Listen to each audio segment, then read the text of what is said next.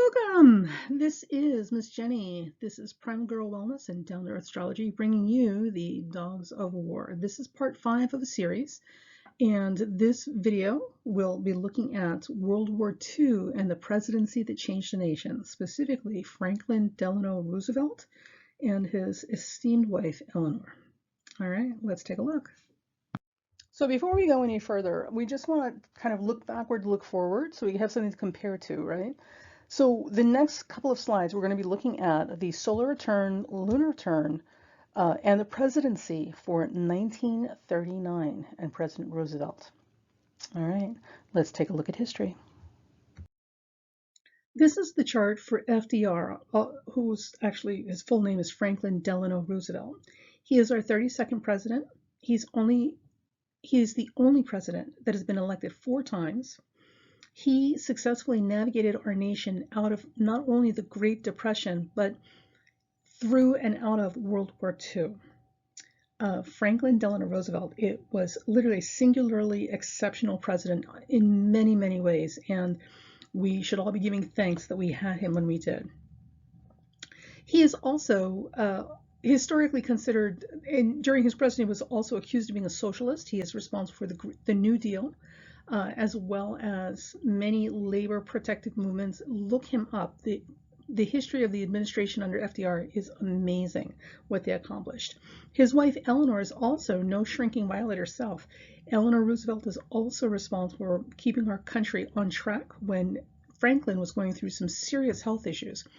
If you have time, I strongly recommend you go through and look through the history and biography of the administration and these two people as they were running the country, because it is both inspiring and comforting and reassuring that we can get through anything.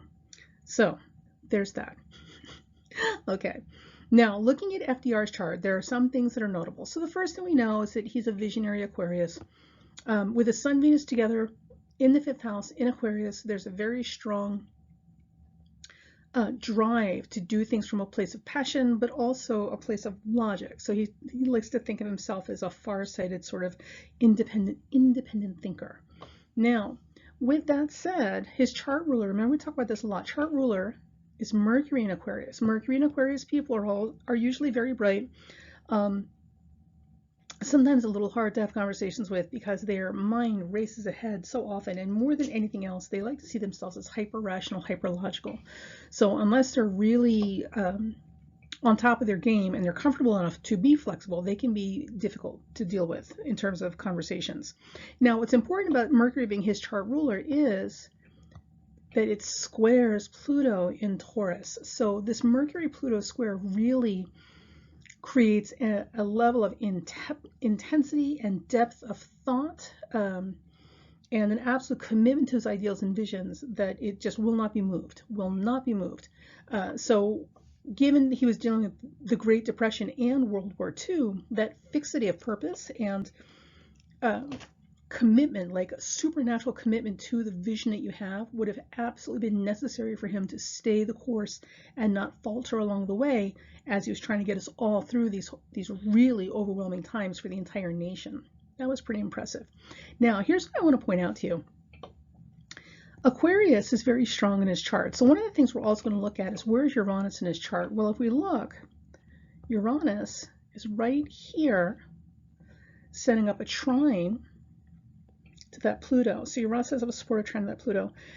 Whenever you have outer planets, this is for you guys who have outer planets in your charts that are active. Whenever you have outer planets involved in your chart, or very significantly connected to things in your chart, it means that in this lifetime there will be many events and many situations with circumstances and situations that are literally beyond your control. In many ways, when outer planets show up active or connected to significant personal points in a chart, it indicates that in many ways we are being used as a conduit or a vehicle of change for other people, or we will be the recipient of great, unexpected, unpredictable, major life changes as a result of circumstances.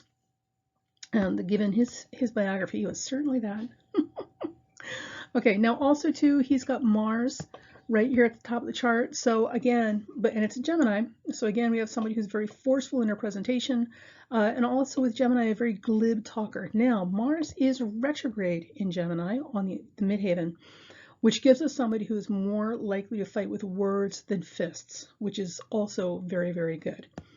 Okay, and with the moon very close here, we'll even call that a conjunction, and that moon sets up beautiful sextiles to these Taurus planets. There's a lot of solidity and nurturing and stability that drives a lot of his decisions and his sense of purpose in life. So being a stabilizing force that was very protective of the people around him was absolutely a very, very important part of his nature. Okay, so we're not going to spend a lot of time getting into the deep details of his natal chart. So let's look at the year of his presidency as specific to World War II, when we first got involved, and it became World War II later, and also how that it relates to what we're currently dealing with. So in the year that he became, or we as a collective nation became involved in the conflict with Germany, which would become World War II, we have a number of things happening in the country's chart. So the first thing is that we have our national Sun-Saturn square, okay, pulling in Saturn and Jupiter as part of a T-square. So right there, this puts a lot of pressure and emphasis on not only doing the right thing, but also our national identity and really testing our integrity, because remember, Saturn is integrity. So right here is the USA Sun and Saturn. We carry that in our chart by itself. As this solar return for the year, as our personal horoscope for the nation came around, okay, as well as his, right here, this activated this square and turned it into a giant T-square. So Saturn issues and Jupiter became a big deal at that time that had to be addressed, and it had everything to do with how we saw ourselves and who we saw ourselves as. So our identity was on the line as part of this as well. The other thing that was happening at this time is that Mars was applying to our country's Pluto. So our national Pluto is here, which we're on Pluto return right now as we speak. So at the time of World War II, Pluto is at 27 cap, or sorry, in our national chart, Pluto is at 27 cap, and Pluto is now coming back to that position. At the time of World War II, as we just entered the conflict with Germany, Mars, which is the planet of combat and war and foot soldiers, was moving into a conjunction and activating that Pluto. So right here, with these two things, right there indicates there is definitely some trouble on the horizon, and conflict was unavoidable. It was going to be impossible for us to get out of conflict, I don't know a better word for it, with other people, and also huge issues that had to do with both integrity and power, right, and leveraging power. So with us, luckily, during this particular time, we carried Mars with a Pluto, so we brought a lot of force to bear on the situation. So that Mars activated our Pluto and really opened up our reserves of resources and will and the things that we're capable of accomplishing when we work as a unified group. So, and it did, and we did, and we're here, and we're not all speaking German now. Not that German's bad, I'm just saying. But in terms of Romance language, there are other languages that are far easier to listen to. Anyway, at the same time, also too, Moon and Jupiter were squaring our national Uranus. So the Moon and Jupiter here, which would be both the solar return for the country as well as, the solar return for FDR as well as the lunar return for the United States, squaring our national Uranus. So that in and of itself is suggestive that there would have been domestic problems as well as foreign.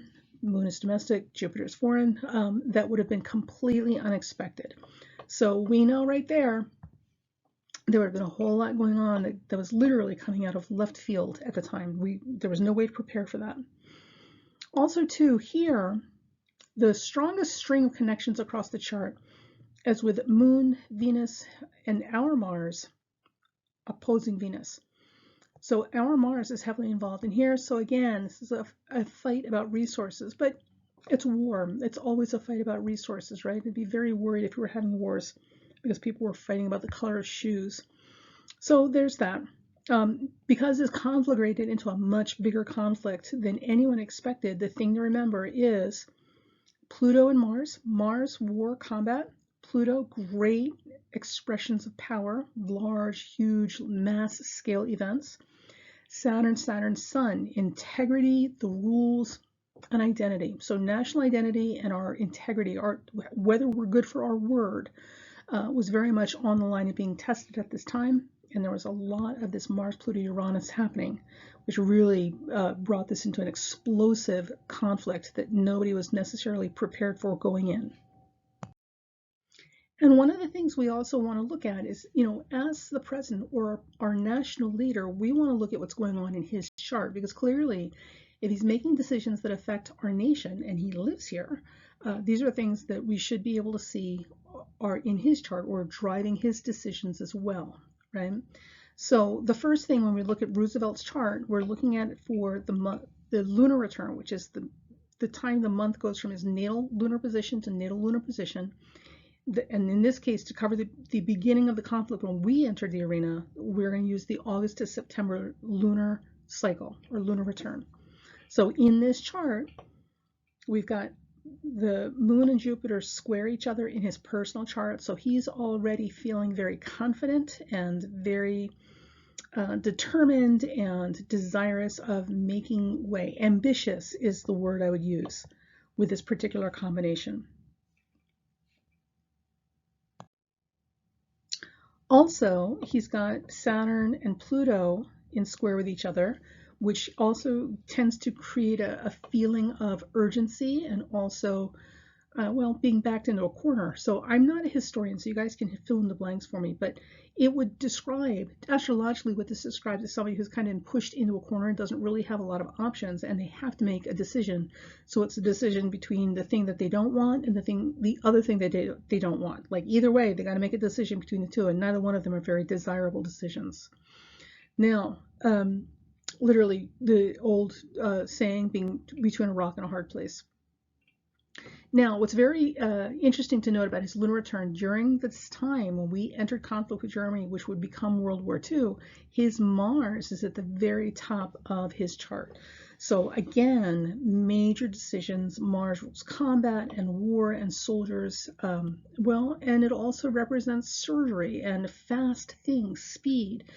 Mars can rule many, many things, but in this particular case, the picture that's being described for us is a moment in this man's life when he was feeling very ambitious and very courageous, maybe foolhardishly so, and also feeling like he's hemmed in or backed in a corner and he doesn't really have a choice. So, he does have a choice, and it's a choice between a rock or a hard place. Literally the choice of two things that are equally not desirable. And with Mars at the very top of this chart, it would have absolutely further emphasized the aggressive nature. So all of his decisions and all of his actions during this time period from August to September for this lunar return would have been driven by a sense of clarity and determination to get on with things. So it's a very aggressive placement that will brook no interference in terms of doing what it thinks it needs to get done, gets done. So that was our president and his personal chart. Well, what about the nation? What did our chart for the nation look like that year? Well, if we do the solar return for 1939 for the USA chart, we've got a number of notable things happening. So the first thing again is we've got this Sun-Jupiter square. And again, just like with Franklin, there's a tremendous amount of optimism, courage, and ambition associated with that. So there's a feeling of optimistic courage that was occurring during this time. Also, we have Neptune on the 7th house of our solar return. Now, I thought this is interesting because the 7th house represents our partnerships. So with Neptune there's always some vagary involved, right? And the things are never as clear as they should be where Neptune is present. And Neptune is a wonderful planet depending on how it's representing something. So if it's arts and music and healing, it's a great planet. But when it comes to things that are more black and white and inflexible, more literal in their interpretation of what's true and factual. Neptune can be problematic. So with Neptune on the 7th house, there is the possibility that during that time, again, I'm not a historian, so please fill in the blanks for me, there may have been some issues with things being misrepresented by our allies or our partners. Not completely sure what that's about. Now, it is also possible with Neptune on that 7th house that rescue work or charity work or missionary work was absolute top priority at that time where other people were concerned. I'll go back and read the history books when I have some time because it looks actually pretty interesting. But if you know for sure already, please fill us in. Okay, now, so what we're looking at, this is the solar return, and over here, this is just the solar return with the USA chart inside. And I just have them here because it's a little bit easier to look at. All right, so in the USA chart where the solar return is concerned, we're looking at this Jupiter-Saturn T-square. Sorry, we've got the T-square with Sun, Saturn, Jupiter, which is challenging at best because it's just an uncomfortable position. We use this one, right? So here, this T-square is coming out of our 12th, our 6th, and our 9th. So the 9th house, this indicates, because remember, this is the focal point of attention, our international relations. So our identity in terms of international relations and also our relationships internationally and our dealings with foreigners was really, had hit critical mass at this time. This year, which would be 1939. Now, with that said also, and I thought this was interesting as well, so we've got Mars in the solar return. Remember that lovely Mars we were looking at? Right? And it sets up an opposition to Mercury and Pluto. So again, we've got that right here. We've got this Pluto emphasis going on that's really making things problematic for us. So here it is, right? Maybe a different color. So when it comes to our reputation, because the 10th house is also your reputation, when it comes to our reputation and our allies, right, and also our national identity, who we see ourselves as, we were really under the gun and reaching critical mass this year. So this this moment that we got involved with Germany and what would become World War II had a lot to do with these themes. The other thing too is that Saturn on that 7th house, we had an obligation to our partners to do the right thing. So there was a lot of that as well. The thing to remember when you're looking at Saturn, Saturn is the golden rule. It's obligations and karma. It's a number of things. But in this particular case, what Saturn is also telling us is that if we do the right thing and we act from a place of integrity, we will benefit or be saved by this. Had we entered this conflict or not without integrity or not entered the conflict out of cowardice and failed our responsibility to other people based on the agreements we had made with them, we would have been in a significantly worse position as a result of it than we are these days. We've come a long way, have done a lot of good because we did the right thing when we were supposed to. So, I mean, I know it's hard to say whether it was or wasn't the right thing because we can't go back and do it over again and do the wrong thing to see what changes. But you gotta take my word for it. That's gotta be what it means. Because what else? We were being punished. We were being punished. If doing as well as we have since World War II is being punished, we should all be punished more often. I'm just saying. Okay. Now, also, the United States Mars is here, and there's Venus involved in that. And it's also, see, there's that Neptune again, right? So there's a lot of Neptune activity in the solar return for the year that we got engaged with Germany and it became World War II. And I'm not completely sure how much of this was factually misrepresented to us. Also, too, what this could show us, because Neptune is propaganda. Well, actually Pluto is, but Neptune has a lot to do with film and imagery, right? So I know in the 1930s was a big time for Hollywood and films, and I think that may have been the first time in our history as a country that we used films as part of propaganda routines. So Neptune being film and images and Hollywood, all these things make sense as part of the military operations or propaganda would have made a lot of sense as well. So that may be why we have such a prominent Neptune showing up in this chart. Or it could be that things were misrepresented to us that got us into this. I don't know. We'll have to check the history books and find out. So one of the things that we want to do is we want to really narrow this down, right? We want to bring the lens in and focus a little more tightly. So the lunar return that covers the time when we went into conflict with Germany, okay, is going to give us a Moon-Uranus square. That's just uncomfortable all the way around.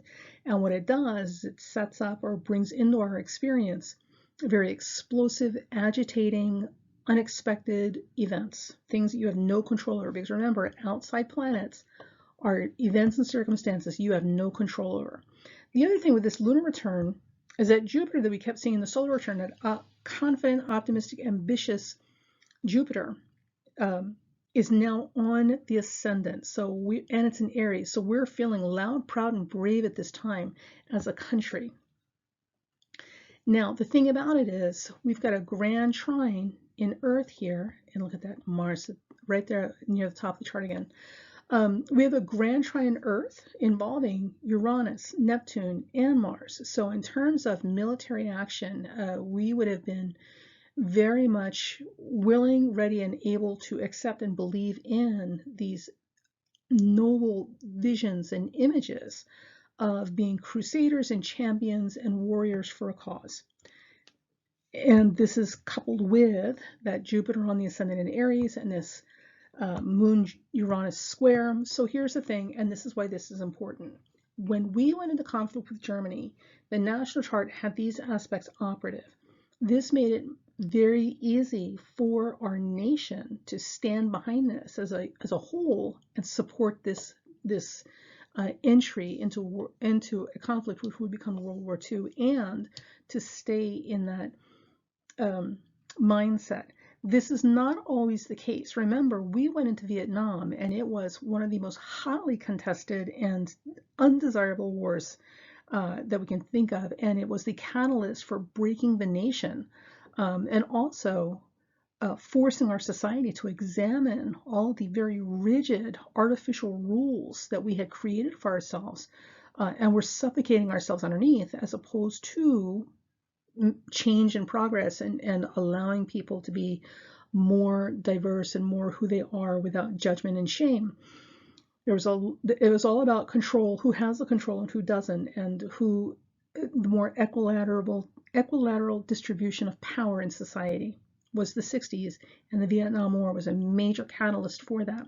The Vietnam War did not get a lot of public support. If we don't have time here, but if you set up the charts for Vietnam, the solar return and the lunar return for the chart as the president, you're not going to get quite as sympathetic or supportive aspects like we did here, which is why in this particular case there was all kinds of unity and support behind the movement.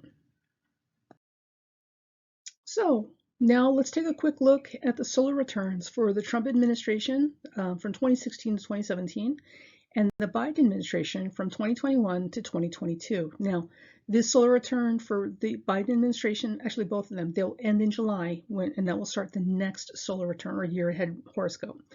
So some things that are notable about these particular solar returns, right, is that during the Trump administration, we had extremely divisive, contentious aspects, huge ones. So right here, we've got this giant cluster with the Sun, Moon, Mercury, Venus, all in Cancer, right, opposing Pluto, setting up a T-square to Uranus. So this administration during that year for the country, not Trump, but for the country itself, was very much a time of, in many ways, breaking apart. So it was like going through the 60s all over again in the theme or the spirit of who has power, who doesn't, right? The equilateral distribution of power, and also diversity, allowing people to be who they are and not in keeping them trapped in these rigid roles that only satisfy the artificial structures built to serve a handful of people. Right? I know these big words, big concepts. On an evolutionary level, this is what we're looking at. So if you look at the Trump administration, because they call it, the pumpkin heads now are calling it like identity politics. Oh, you know, these liberals and our identity politics. Oy, yeah, bowling ball. You damn potted plants. Anyway, if you listen to some of the talking heads, who are parroting like all the hot word buzz phrase key points that really inflame people, because that's their job, is getting people whipped up. This is looking at you, Fox News. You know, you big potato Tucker Carlson. Anyway, oh God, the whole nasty lot of them. So their whole thing has been about identity politics. Oh, identity politics. Oh, you know, liberals, change, progress, diversity. Oh, what's going to happen to us? As if like people were going to come around, you know, and extinguish them immediately, like putting out a fire, which is not true at all. But this T-squared absolutely drove home the point and made the break where things needed to be broken in terms of opening up the issues and making clear so we could actually see what we're dealing with in terms of identity and power and who has it and who doesn't, and the equilateral distribution of it, you know, and people's rights to exist, you know, without judgment or shame for who they are. Think back to the social issues of the 60s, you know, and what was at stake: dignity, identity, self-determination in life, right? All those basic fundamental human rights things were absolutely on the floor, being challenged in the 60s, and caused a great division in the country as people took their sides while we're trying to sort this out. And during the Trump administration, rather than being an agent for positive change, he became a catalyst for revisiting the hostility and resentment of the haves and have-nots, and forcing the conversation between people, you know, about maintaining the status quo or, you know, making room for progress and change, you know, and embracing it and running with it. This is what this was about. Now, here's what's interesting I want to share with you guys. If we look at this chart, one of the things that I thought was interesting, a couple of things specifically, is that with this Sun, Moon, Mercury, Venus all together, that's part of this T-square, but this is also our leadership, right? It is well supported with the rest of the chart. So in that year, had Trump decided to go to war, we would have absolutely gone to war and probably had a tremendous amount of support behind it. Thank God he didn't do that. Now, the thing to understand is that even if this man were reelected tomorrow, it's not going to happen, but even if he were, we can't go back in time. He'll never get this chart again. So we don't have to worry about him returning from the grave or prison or wherever he comes back from, the swamp, to try and take over the government again and lead us into World War III. He's never going to have that window of time again. So that's good. But the fact that we were that close is pretty scary, The other thing I thought was interesting about the Trump administration and the solar return for the country is right here with the Saturn and Neptune. We've got a Saturn-Neptune square in Sag and Pisces for that year. And Saturn and Neptune has a lot to do with fear and anxiety and delusion, right? And panic. So Saturn and Neptune has a lot to do with being afraid of things that don't exist, or believing things exist that don't actually, or being terrified of everything and everyone because of things you're imagining in your mind that you've blown grossly out of proportion. And we had all of that during his administration. Now, we can absolutely say this is all because of misinformation and all sorts of stuff, but this is well above and beyond that, because this is the nation's chart, right? This is the chart of the entire nation here. And what did we have? We've got people believing John F. Kennedy never died. He's coming back to Dallas any second now. We have people literally who believe that they can take horse medicine and make themselves well. People were covering themselves in mud, like dirty mud from someplace that was near a nuclear waste site or a dump site or something, as a way to improve their immune systems.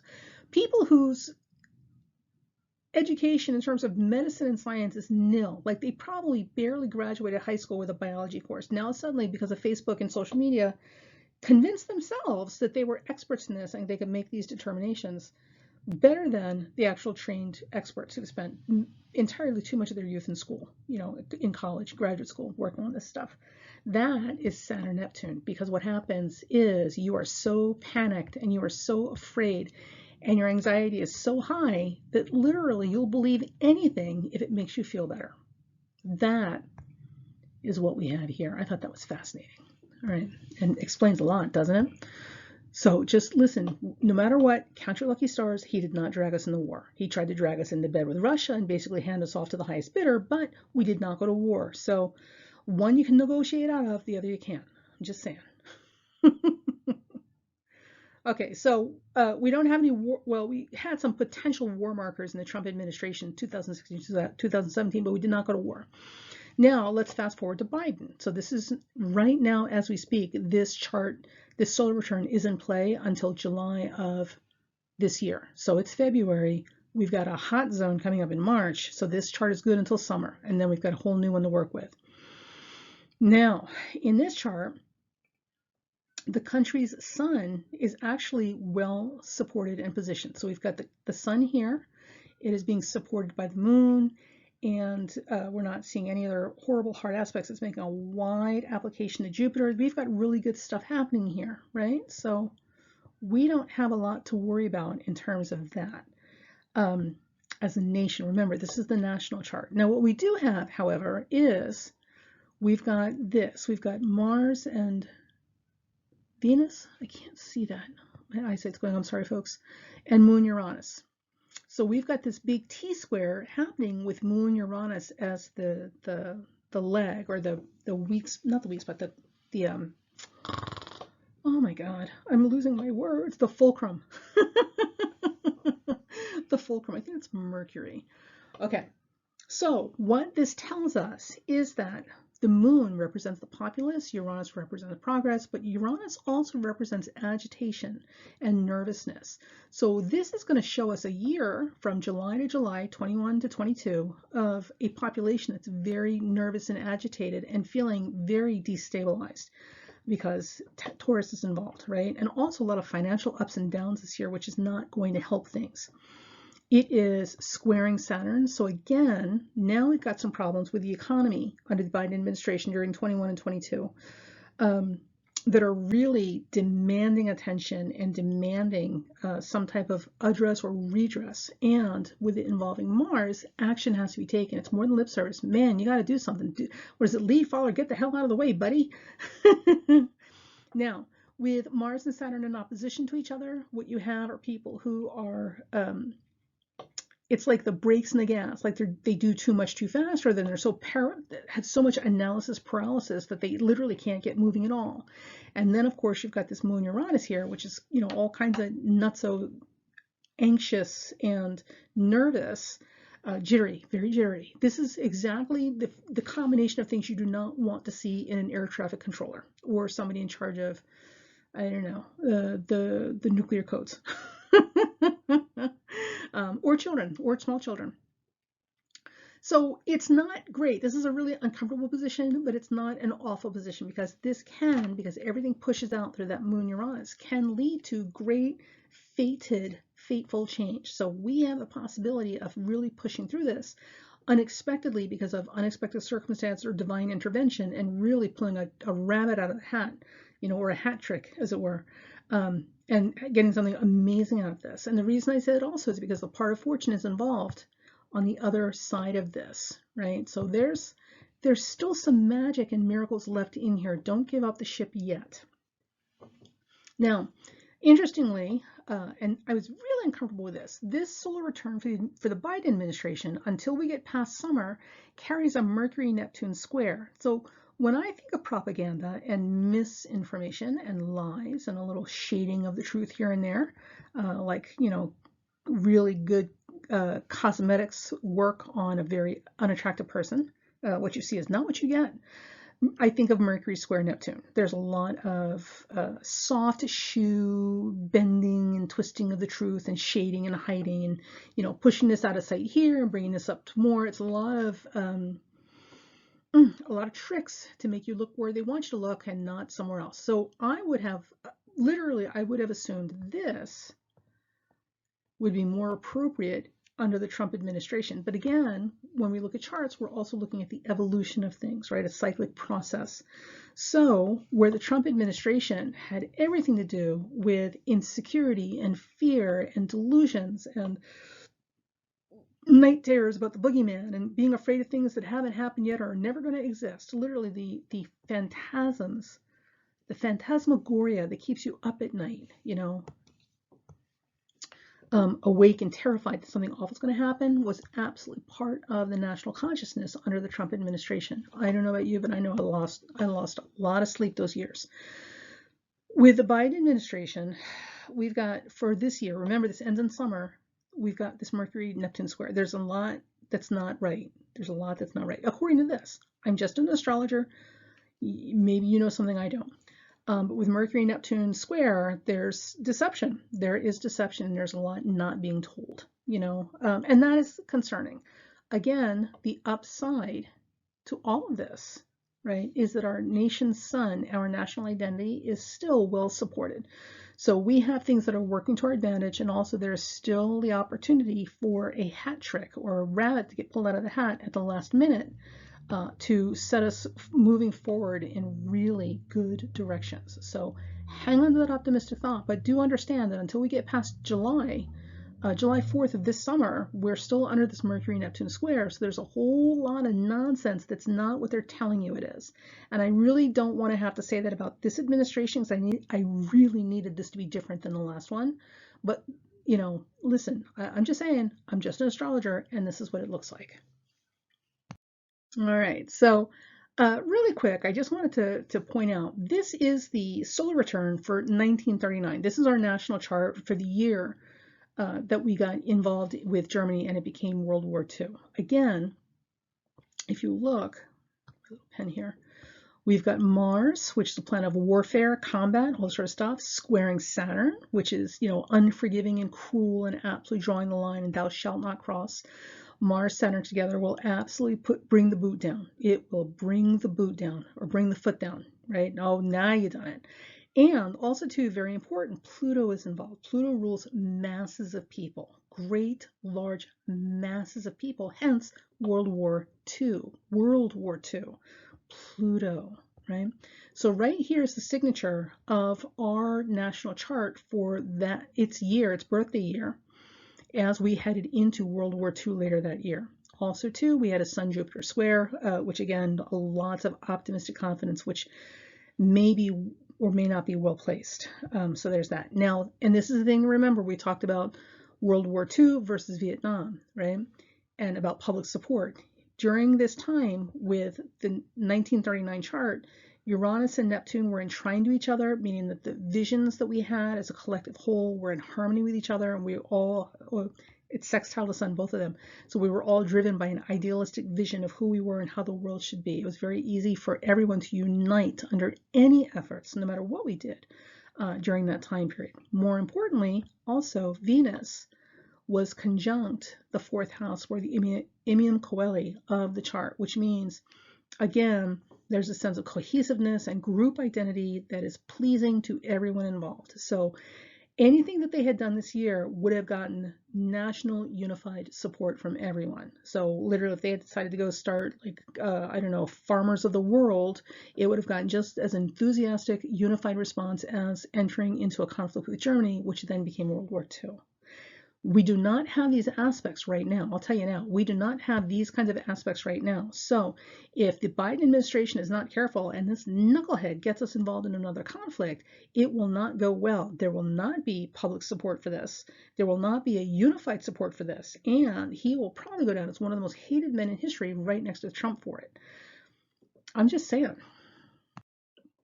Now, when you're looking at these things, it's also important to remember, and just so you guys know, like when you're doing stuff, right? When you're doing things, it's easier to swim with the current than to swim upstream. We all know that. And it's the same thing when you're looking at cosmograms, right? Or the stars as they're mapped out. It's easier to go with the flow of energies than it is to go against it. And it's also very important to remember that no matter what you think you're going to do, sometimes the universe has other plans for you. So you got to get used to that as well. So I want to look back at these solar returns for Trump and Biden administrations. During the Trump administration, again, the sun, right? We had a new moon chart that year. The sun is very well supported. So as a leadership, the administration and its leadership, they were very well supported by the public. This is why they got away with as much as they did, and why he got away with as much as he did. There was a lot of unified group support for the actions that the leadership took, whether it was the single leader or his cabinet and administrators. During this time, they got a lot of support for pretty much anything that they did. The thing to understand is when you have these kinds of aspects in a chart, they don't last. And again, if you're doing bad things, eventually Saturn's going to catch up with you, and Saturn is. So take that for what that is. All right. Now, if we look at the Biden administration, because again, I'm trying not to bash on Biden. That's not what this is about.